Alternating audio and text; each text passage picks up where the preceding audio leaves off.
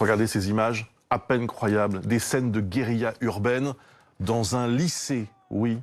Ça s'est passé hier dans le département de l'Oise, à Montaterre, c'est près de Creil. Des tirs de mortier, vous savez, ces fameux tirs de mortier d'artifice, hein, lancés contre un établissement scolaire, le lycée André Malraux. Image tout à fait surréaliste, d'autant plus que ça s'est passé en milieu de journée.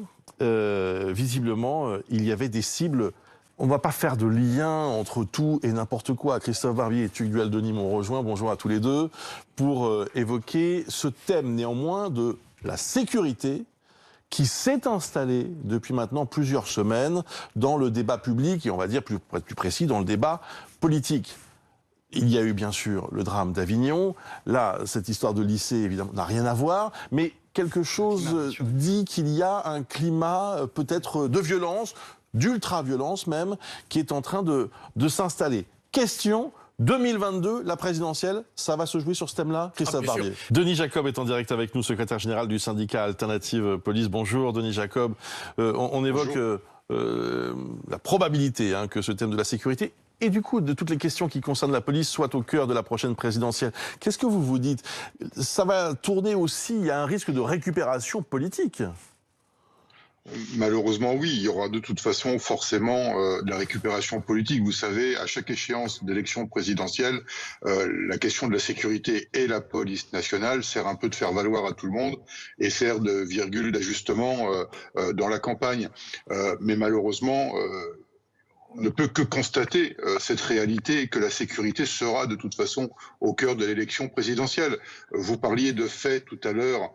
Alors je pense bien évidemment au décès de mon collègue Éric Masson, mais vous parliez des faits de mortier dans un lycée. Eh bien moi je vais vous parler de ce qui s'est passé ce matin à 5 heures du matin à Villeurbanne.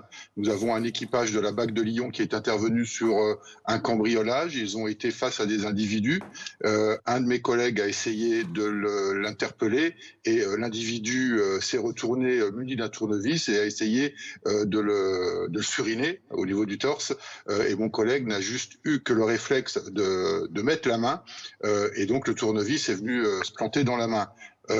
Il est actuellement à l'hôpital en train d'être opéré puisqu'il semble que le tendon de son pouce ait été sectionné. Cet individu aujourd'hui a 60 faits de délinquance à son actif. Il a été fort heureusement interpellé, mais comment un individu qui a 60 faits de délinquance à son actif puisse encore être en liberté aujourd'hui? Et ça, c'est tous les jours, c'est le quotidien de mes collègues. Tous les jours, ils sont confrontés à ce genre d'individus. Ils sont à peine interpellés, à peine mis en garde à vue, à peine présentés à la justice, qu'ils se retrouvent dehors. Aujourd'hui, on ne peut plus accepter qu'un représentant de l'État qui est agressé, que son auteur puisse sortir d'un tribunal avec du sursis. Ce n'est plus acceptable et c'est pas propre à la police nationale. Regardez les pompiers, ils ne peuvent même plus intervenir dans une cité pour éteindre un incendie, sans qu'ils se fassent caillasser. Donc il y a un vrai problème de sécurité.